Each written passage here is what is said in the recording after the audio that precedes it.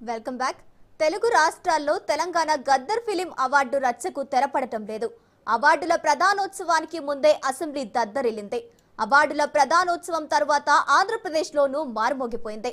హైదరాబాద్ వేదికగా తెలంగాణ ప్రభుత్వానికి ప్రశంసలు, ఆంధ్రప్రదేశ్ సర్కార్కు విజ్ఞప్తులు వెల్లువెత్తాయి.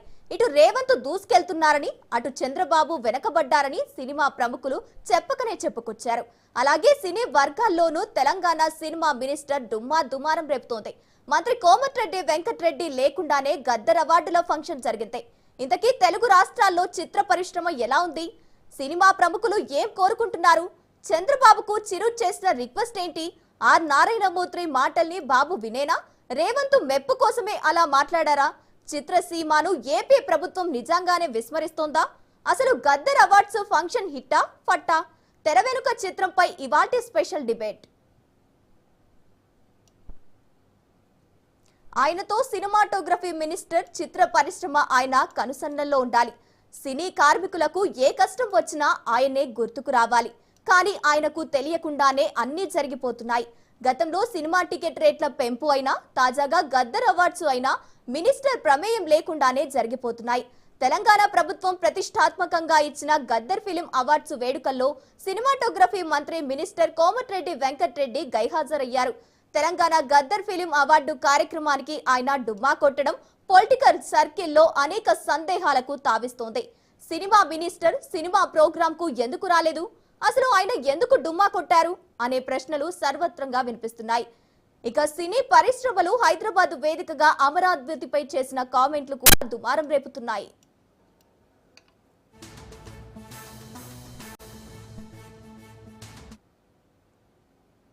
తెలంగాణ గద్దర్ ఫిలిం అవార్డ్స్ వేడుకల్లో మెగాస్టార్ చిరంజీవి సంచలన వ్యాఖ్యలు చేశారు. కళాకారులను గౌరవించే రాష్ట్రమే అభివృద్ధి చెందుతుందన్నారు. ఆంధ్రప్రదేశ్ ప్రభుత్వానికి సూచనలు చేశారు చిరంజీవి. తెలుగు రాష్ట్రాల్లో ఒకటి, సినిమాల పట్ల, కళాకారుల పట్ల ప్రోత్సాహం విషయంలో కొంత వెనుకంజలో ఉందనిపిస్తోందన్నారు. కాబట్టి సినిమాలకు దగ్గరగా ఉండే ముఖ్యమంత్రి చంద్రబాబు గారు దీన్ని ప్రేరణగా తీసుకుని మరింత ప్రోత్సాహం ఇవ్వాలని కోరారు చిరంజీవి. ఆ ప్రోత్సాహం వల్ల ప్రభుత్వానికి కూడా మంచి రెవెన్యూ వస్తుందని విన్నవించారు.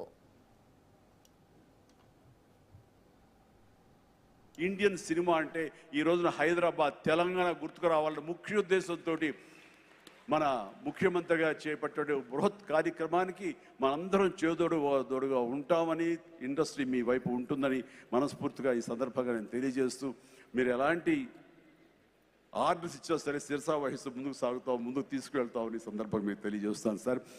ఇక్కడ సందర్భం అసందర్భం అని తెలియదు, కానీ మన పక్క రాష్ట్రం అయినటువంటి మనో తెలుగు రాష్ట్రం ఈ కళాకారుల పట్ల, ఈ సినిమాల పట్ల వాళ్ళని ఉత్సాహపరిచే దాని విధానంలో కొంచెం వెనకంజ వేస్తే ఉందనుకుంటున్నాను. కాబట్టి సినిమా వాళ్ళకి అతి దగ్గరగా ఉన్నటువంటి ముఖ్యమంత్రి గారు నారా చంద్రబాబు నాయుడు గారు, ఆయన కూడా దీన్ని ఇన్స్పిరేషన్గా తీసుకుని మరింత ప్రోత్సహిస్తే కనుక మీరు ఇచ్చే ఉత్సాహంతో ఎంతోమంది యంగ్స్టర్స్ ఈ రోజున మరిన్ని సినిమాలు చేస్తారు. ఆ సినిమా రెవెన్యూ కూడా మనకి కంట్రిబ్యూట్ అవుతుంది మన స్టేట్ ఎకానమీకి. అది కూడా ఒక ఆలోచన పెట్టవలసిందిగా వినమ్రంగా ఈ వేదిక ఇచ్చే వారికి విన్నవించుకుంటున్నాను. ఇక ఆర్ నారాయణమూర్తి సైతం చిరు బాటలోనే అడుగులు వేశారు. చంద్రబాబు గారు, మీకు దండం పెడుతున్నాం, మీరు చాలా పెద్దవారు. ఇక్కడ రేవంత్ రెడ్డి గారు దూసుకెళ్లిపోతున్నారు. ఫిలిం ఇండస్ట్రీ మొత్తాన్ని డెవలప్ చేస్తున్నారు. గద్దర్ పేరిట అవార్డులు ప్రకటిస్తున్నారు. ఆంధ్రప్రదేశ్లో నంది అవార్డ్స్ ఇవ్వండి సార్ అంటూ చెప్పుకొచ్చారు. తెలుగు చలనచిత్ర పరిశ్రమ ఉనికిని గుర్తించి గౌరవించి ఇండస్ట్రీని ఎంకరేజ్ చేయాలని ఆర్ నారాయణమూర్తి అన్నారు. ఈ దశలో నా విజ్ఞప్తి, చంద్రబాబు నాయుడు గారు మీకు దండం పెడుతున్నాం, చాలా పెద్దవారు మీరు. ఇక్కడ రేవంత్ రెడ్డి గారు దూసుకెళ్ళిపోతున్నాడు. ఫిల్మ్ ఇండస్ట్రీని మొత్తం డెవలప్ చేసుకుంటూ, నంది అవార్డుని ప్రకటించుకుంటూ, గద్దర్ పేరిట ఆంధ్రప్రదేశ్లో కూడా ఆంధ్ర రాష్ట్ర ప్రభుత్వం ఉనికిని, తెలుగు చలనచిత్ర పరిశ్రమ ఉనికిని గుర్తించి గౌరవించి మీరు కూడా దయించి నంది అవార్డ్స్ ఇవ్వండి సార్, ఇండస్ట్రీని ఎంకరేజ్ చేయండి సార్, మీకు దండం పెడతాం సార్. థ్యాంక్స్ అండి.